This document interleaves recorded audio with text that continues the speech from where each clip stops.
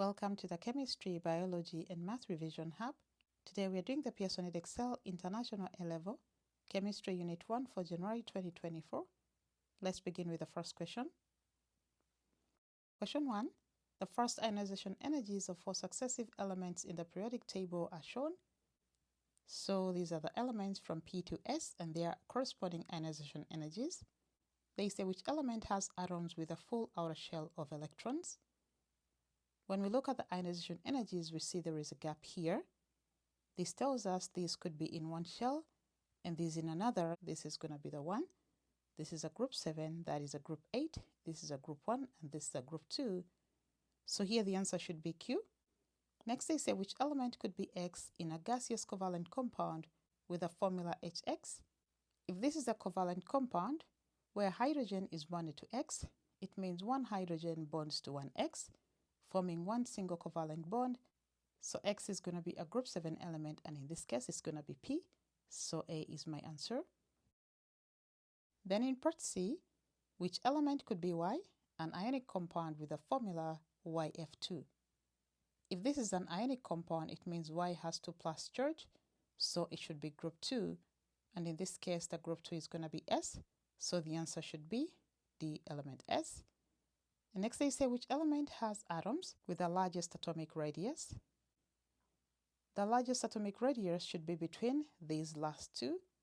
However, because this has more protons than that, this is going to be the largest. So the answer should be R. And therefore, element R, which is C, that is the answer. In question 2, which diagram represents the electronic structure of a nitrogen atom? A nitrogen atom has configuration 1s2, 2s2, 3p3. So looking here, we have 1s2, 2s2, and 3 electrons, 1 electron in each p orbital, so the answer should be C. And in question 3, which species does not contain a total of 16 neutrons? So here I went through each at a time. If we have this molecule, which is C2H4, since it has 2 carbons, each carbon has 6 neutrons. So 6 times 2, that gives us 12. And each hydrogen has 0 neutrons, so the total neutrons here is going to be 12. Going to oxygen, here we have 2 oxygens. And since oxygen has atomic number 8, the number of neutrons are going to be 8. So 8 times 2 gives us 16. Going to silicon, this is one silicon atom, atomic number 14, the mass number 30, number of neutrons is going to be 16. And then sulfur 2 minus, atomic number 16, mass number 32, the number of neutrons is going to be 16. So the answer is going to be A. In question 4, each response gives the atomic numbers of 2 elements. Which pairs of atomic numbers are those of elements that are in different blocks of the periodic table? So here in A we have 5, 9, in B we have 10, 16, in C we have 13, 18, and in D we have 16, 20. So I laid them all down here. If it's 5, it means there is a 2 in the 1s, 2 in the 2s, and 1 in the 2p. So this is going to belong to the p orbitals. So 5 belongs to the p orbitals. This is going to be 2p, and that is going to be 2p as well. 10 belongs to the 2p, and 16 belongs to the 3p. So all these are p block elements. 13 belongs to the 3p, 18 belongs to the 3p. These are all p block elements. But 16 belongs to the 3p, and 20 belongs to the 4s. So the answer should be a D. In question 5, which molecule is polar? The carbon dioxide molecule looks like this. Although the bonds are polar, the molecule is symmetrical, so it's not going to be polar. Going to tetrachloromethane, the molecule is like that. There is no reinforcement in the dipoles, and therefore the molecule is not going to be polar, even though the bonds are polar. The BCl2 is going to be symmetrical, and therefore not polar. And ammonia has polar bonds. Here there is reinforcement of the dipoles. Therefore, the answer is going to be D. Ammonia is a polar molecule. In question 6, which oxide of nitrogen contains 30% nitrogen by mass? So here, if we go to nitrogen monoxide, I got 47%. And then nitrogen dioxide, it contains 1 nitrogen, so 14 divided by the sum of these 2 times 100 gave me 30%. And this one has 2 nitrogens, each is 14, so 14 times 2 is 28, divided by the total times 100 gave me 64%. And this one has 2 nitrogens, so 28 divided by the total times 100 gave me 37%. So the answer should be B. 30.4 is approximately 30%. Question 7. Calculate the mass of sodium carbonate required to make up 250 centimeters cubed of 0.1 mole per decimeter cube solution. So here I began with the number of moles of sodium carbonate, which will be concentration times volume, giving me 0.1 times 250 divided by 1000, and these are the number of moles of sodium carbonate that are required. So to find the mass that is going to be required to give us these moles, mass is equal to number of moles times the molar mass, which is 0.025 times the molar mass of sodium carbonate, which I calculated here, and my answer was 2.65 grams, so this is going to be a B. In question 8, a block of lead measuring 10 centimeters times 10 centimeters times 10 centimeters contains 3.295 times 10 power 25 atoms. Calculate the density of lead. We know density is equal to mass over volume, so I need to find the mass as well as the volume. The volume is going to be 10 cubed, which is 1000 centimeters cubed. Using the formula, number of atoms is equal to the number of moles times Avogadro's constant. The number of atoms given here is 3.295 times 10 power 25 is equal to the number of moles times Avogadro's constant. And then the number of moles is going to be that divided by that, giving me this. To get the mass, I'm going to multiply the number of moles times the molar mass. Number of moles are here. The molar mass is what we have here. And I get 11340.9.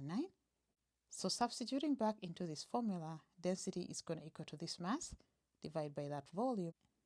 I got 11.34 grams per centimeters cubed, and so C is my answer. In question 9, which are the correct bonding and structure of one of the substances listed? So for copper sulfate, this is going to be ionic, so this is wrong. Although it's giant, it should be ionic, that's wrong. Graphene is going to be covalent, but it's going to be giant. Iodine is covalent, and it's a simple molecule, so that is wrong. Sodium is metallic and giant, so the answer should be D. In question 10, an excess of sodium sulfate solution is added to 50 centimeters cubed of 0.1 mole per decimeter cubed solution of barium chloride. What is the mass of barium sulfate formed? So here they've given us the formula for this reaction, and we know this is going to be excess, yet we are given the concentration and volume of this. So I calculated the number of moles of this, and I used the mole ratio to find the moles of this, and then the molar mass to find the mass of barium sulfate.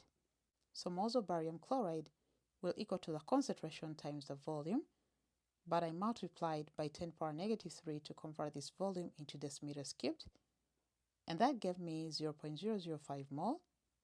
So since the mole ratio is 1:1, the moles of barium sulfate are also going to be 0.005 mole.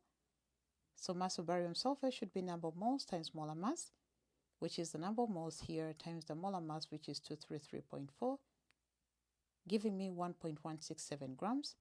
And so my answer is A. In question 11, which compound shows the greatest degree of polarization? The greatest degree of polarization should be found in the cation that has the greater charge and the smallest size. So comparing sodium to magnesium, magnesium has a smaller size and it has a higher charge. Then the anion should be bigger in size.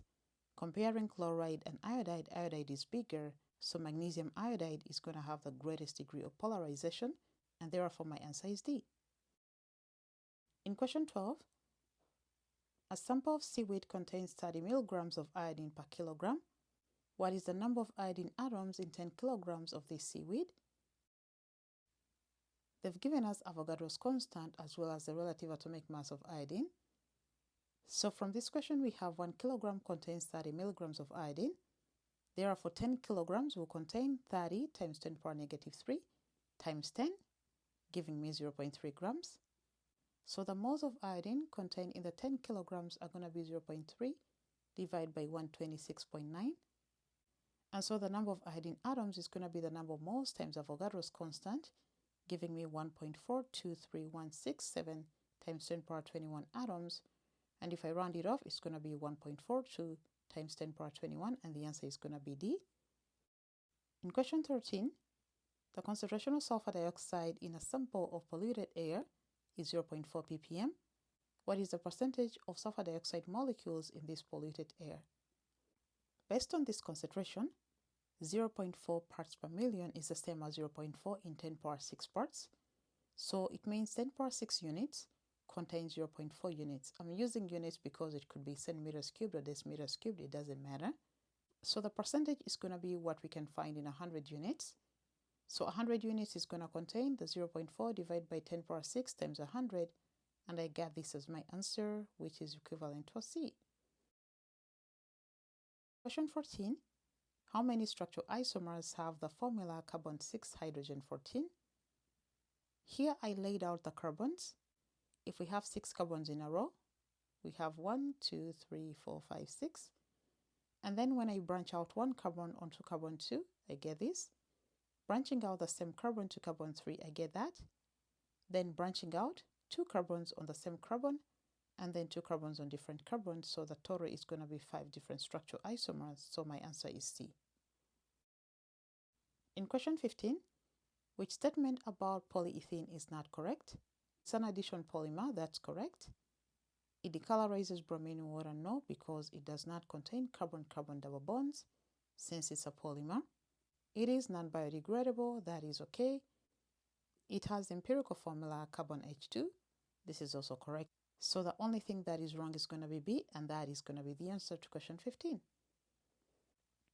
Question 16. Which mixture could be formed when a single molecule of carbon-12 hydrogen-26 is cracked? So the first one has butene, pentane, and propene, which is a carbon-4, carbon-5, carbon-3.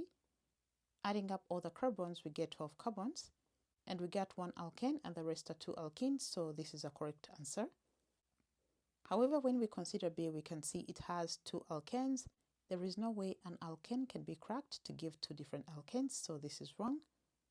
Here, we add up the carbons, they're 11. Here, the carbons should be 12. And here, the carbons are 13. Here, the carbons should be 12. So the answer is going to be A.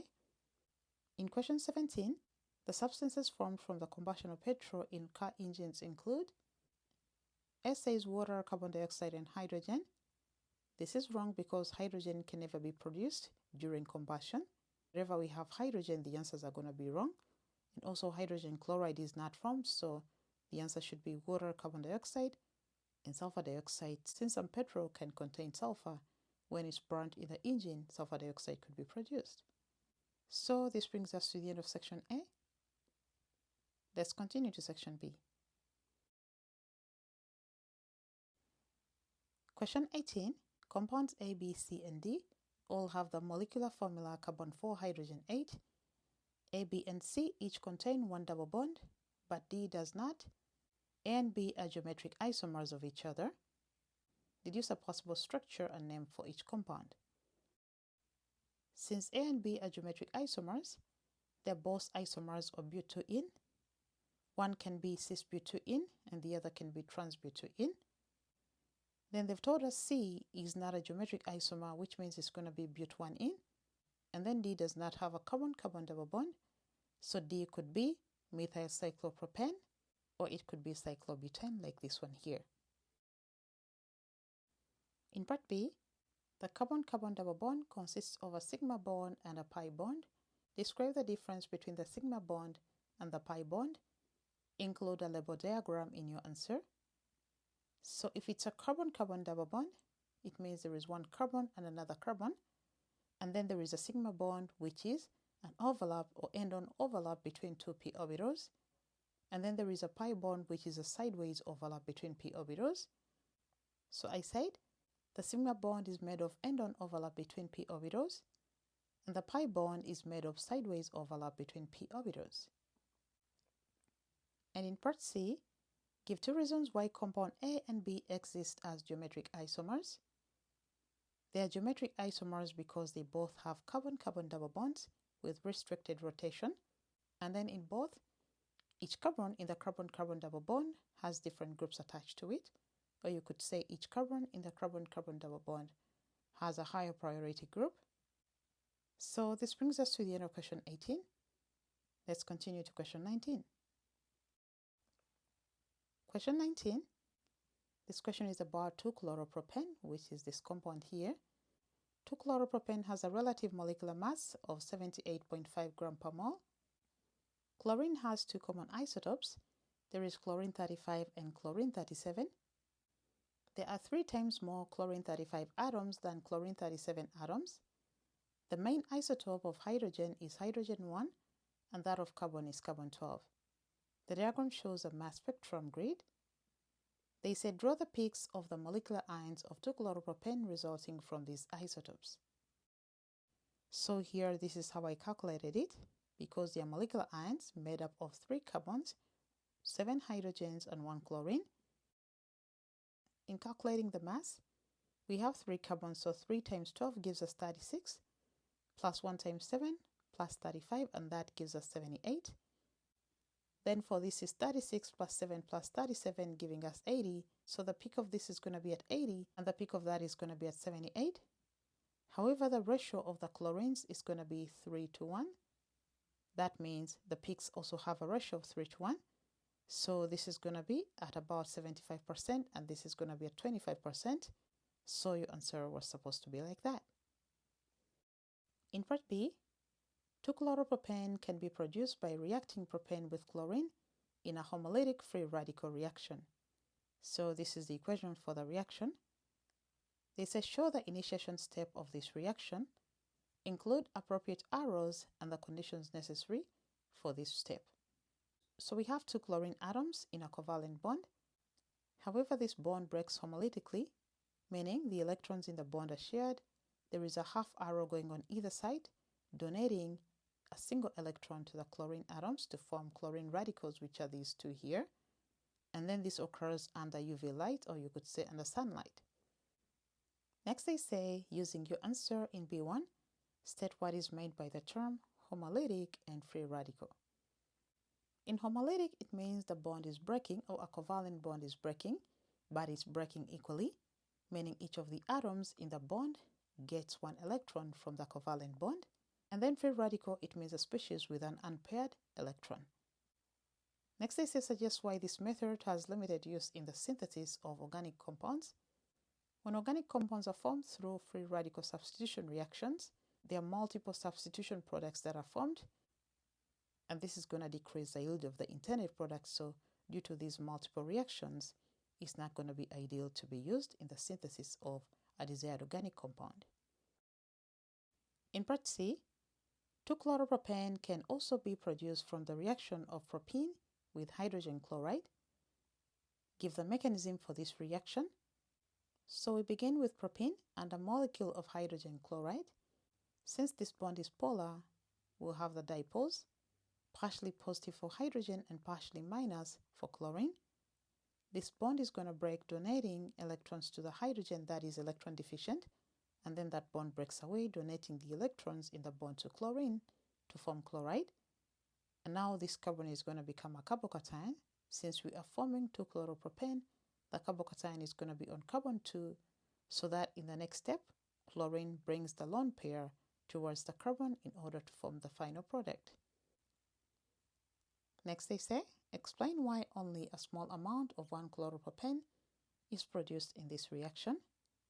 Production of 1-chloropropane is going to go through formation of a primary carbocation, which is less stable in comparison to the secondary carbocation that production of 2-chloropropane goes through. So I said, because in production of 1-chloropropane, a primary carbocation will be formed.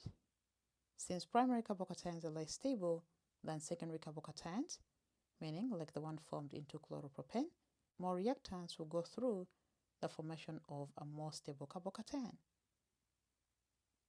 So this brings us to the end of question 19. Let's continue to question 20. In question 20, this question is about magnesium, magnesium oxide and magnesium sulfate. A sample of magnesium contains 3 isotopes and has a relative atomic mass of 24.32. The table gives the relative abundances of 2 of these isotopes. So we have the relative abundances as well as the specific masses for the isotopes. They say, calculate the relative abundance and hence the mass number of the 3rd isotope. Give your answer to an appropriate number of significant figures. You must show all your working. The total of this abundance is going to be 100%. So the abundance or relative abundance of the third isotope is going to be 100 minus the sum of these two. So this is what I did here, and I got 11.01%. So if the mass number of the third isotope is going to be X, it means I can say 78.99 divided by 100 times 24 plus 10 divided by 100 times 25 plus 11.01 divided by 100 times X will give us the relative atomic mass, which is 24.32, and that's what I did here. So what I had to do next was to find the value of X, and I got X is equal to about 26, or you could say 25.998, which is about 26. And then next, state one similarity and one difference between these isotopes. These isotopes have the same atomic number, but they have different atomic masses. Next I say, state which of these isotopes will be deflected most in a mass spectrometer and justify your answer. The substance deflected more is the lightest, or the one that has the least mass to charge ratio. In this case, the lightest isotope of magnesium, which is magnesium 24, will be deflected more. So I said magnesium 24 because it has the lowest mass, it will have the lowest mass to charge ratio. Then in part B, magnesium oxide and magnesium sulfate are ionic compounds. Draw a dot and cross diagram to show the bonding in magnesium oxide. Show outer electrons only. Because this is an ionic compound, we'll have magnesium with 8 electrons. After it has lost 2 electrons from the outside, it becomes magnesium cation, which is Mg2+. We position square brackets and then the 2+ charge with 8 electrons on the outside. And then oxygen atom has 6 electrons in the outer shell. However, it has gained these 2 from magnesium to become O2-. We position square brackets as well and then the 2- on the outside. So this shows ionic bonding in magnesium oxide. The next I say, the melting temperatures of magnesium oxide and magnesium sulfate are 2852 and 1124 degrees respectively. Then they say explain why the melting temperature of magnesium oxide is significantly higher than that of magnesium sulfate. Having higher melting points within ionic compounds is due to the strength of the ionic bond. So I said since the oxide anion is smaller than the sulfate anion, the electrostatic force of attraction between the magnesium 2+ and O2- is greater than that between the Mg2+ and SO4 2-. In part C, the table gives some data about electrical conductivity of magnesium and magnesium oxide. Magnesium has greater conductivity both in solid and liquid state, while magnesium oxide has low conductivity in solid state and high conductivity in liquid state. This is because magnesium has delocalized electrons, so conductivity occurs in both solid and liquid state, while in magnesium oxide, the ions are not free in solid state, they are only free in liquid state. That's why conduction is only in liquid state. So they say explain the similarities and differences in electrical conductivity of the two substances. This is similar to what I've just said. Magnesium oxide conducts electricity only in liquid state, while magnesium conducts in both solid and liquid state. This is because magnesium has delocalized electrons in both states, while magnesium oxide only has mobile ions in liquid state. And in part D, magnesium sulfate can be made by reacting magnesium with dilute sulfuric acid. Write an equation for the reaction that occurs. They want you to include state symbols in the answer. So the reaction is between magnesium and sulfuric acid. Magnesium is a solid, sulfuric acid is aqueous, and then magnesium sulfate is formed and hydrogen gas. This is the metal reacting with an acid, we get a salt and hydrogen. Hydrogen is a gas, and salts or magnesium sulfate are soluble, so it should be aqueous. Next they say, give 2 observations you would make when the reaction is taking place. Because hydrogen gas is going to be formed, there is going to be effervescence. And then the solid is going to be decreasing since the product formed is going to be soluble. The solid is going to decrease. It could even disappear if all of it gets finished. In part E, hydrated crystals of magnesium sulfate, which is that can be made by reacting magnesium with sulfuric acid. In an experiment, magnesium was added to 30 centimeters cubed of 0.5 mole per decimeter cubed sulfuric acid. Calculate the number of moles of sulfuric acid used in this experiment. So I'm going to use this concentration and the volume. Number of moles is going to be concentration times the volume. I divided by 1000 to convert the volume to decimeters cubed, and the number of moles I got as 0.015 mole. The next I say calculate the mass of magnesium needed to react with the sulfuric acid. I wrote the equation for the reaction here. So the number of moles of sulfuric acid was 0.015. The moles of magnesium sulfate are going to be the same since the mole ratio is 1:1. So the mass of magnesium will be number of moles times the atomic mass of magnesium. Actually, I should write this atomic mass because it's magnesium. That is atomic mass of magnesium. So 0.015 times 24.3 gave me 0.3645 grams, and that was my answer. You could also round this off to 3 significant figures to give you 0.365 grams. Next they say, give a reason why slightly more than this mass of magnesium was used. Well, magnesium was used to ensure that all sulfuric acid reacts. This is of course going to make the purification of the products easier, but this is not necessary. The answer was to ensure that all the acid reacts. The next they say state how the magnesium sulfate solution could be separated from the mixture produced in this experiment. Here you would filter. This removes the magnesium which was excess, and then you obtain the solution of magnesium sulfate. After that, maybe you could crystallize to obtain the crystals. The next they say the magnesium sulfate solution was allowed to crystallize. The crystals were dried and weighed. The mass of the hydrated magnesium sulfate was 2.78 grams. Calculate the percentage yield in this experiment. This is the actual yield.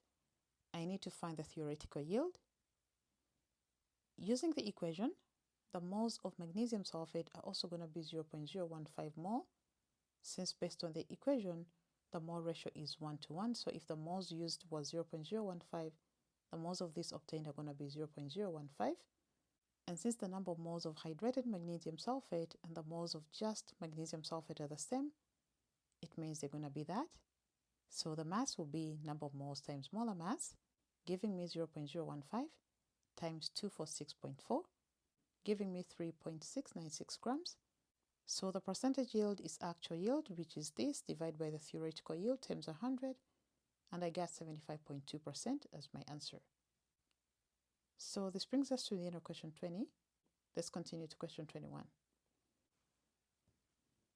In question 21, boric acid is a white solid often used as an antiseptic. Boric acid contains 17.48% by mass of boron, 77.67% of oxygen, and the remainder is hydrogen. The molar mass of boric acid is 61.8 gram per mole. They've given us the corresponding atomic masses. Then they say, show that the molecular formula of boric acid is H3BO3. You must show all your working. So I began with a table to calculate the moles and then the mole ratio. So each element present, there is boron, there is oxygen and hydrogen. The percentage by mass of boron is 17.48. The one for oxygen is 77.67.